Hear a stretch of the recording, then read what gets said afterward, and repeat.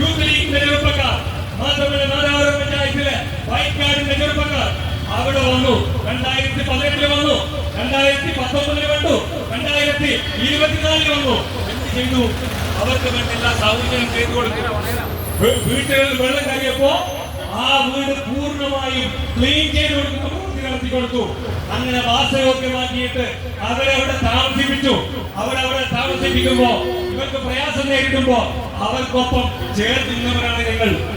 അവിടെ ഇങ്ങനെ പ്രതിസന്ധി ഉണ്ടായപ്പോ ഗ്രാമപഞ്ചായത്ത് പ്രസിഡന്റ് വന്നു. ലോക്കൽ ബോഡിയെ പ്രതിനിധീകരിച്ച് ഗ്രാമപഞ്ചായത്ത് പ്രസിഡന്റും ആരോഗ്യ വകുപ്പും അതുപോലെ തന്നെ റവന്യൂ വകുപ്പും വന്നു. അങ്ങനെ വന്നിട്ട് അവിടെ സംയുക്ത സർവേ നടത്തി. എപ്പോഴാണ് നടത്തിയത്?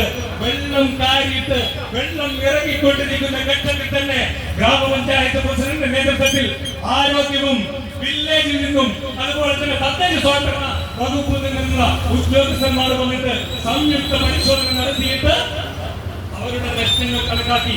നിങ്ങൾക്കറിയോ, ഭീതിദായകമായ സാഹചര്യമാണ്. കള്ളാച്ചി വാണിജ്യങ്ങളോട് രോഗം നിങ്ങൾ പോകുമ്പോ നിങ്ങളൊക്കെ അന്ന് കണ്ട ആളുകളിലുണ്ടാവും. എങ്ങനെയാണ് ഇങ്ങനെ വെള്ളം ഉയർന്നത്? നിങ്ങൾ പല ആളുകൾ ചോദിക്കും.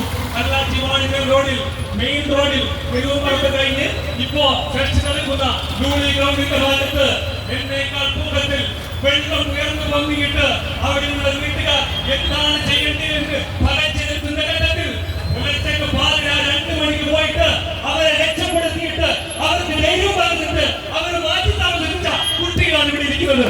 അങ്ങനെ പ്രയാസം വരുമ്പോ അവർക്ക് വേണ്ട എല്ലാം ചെയ്തു കൊടുത്ത ഒരു നാട്ടുകാരാണ് നിങ്ങളോട് പറയുന്നത്.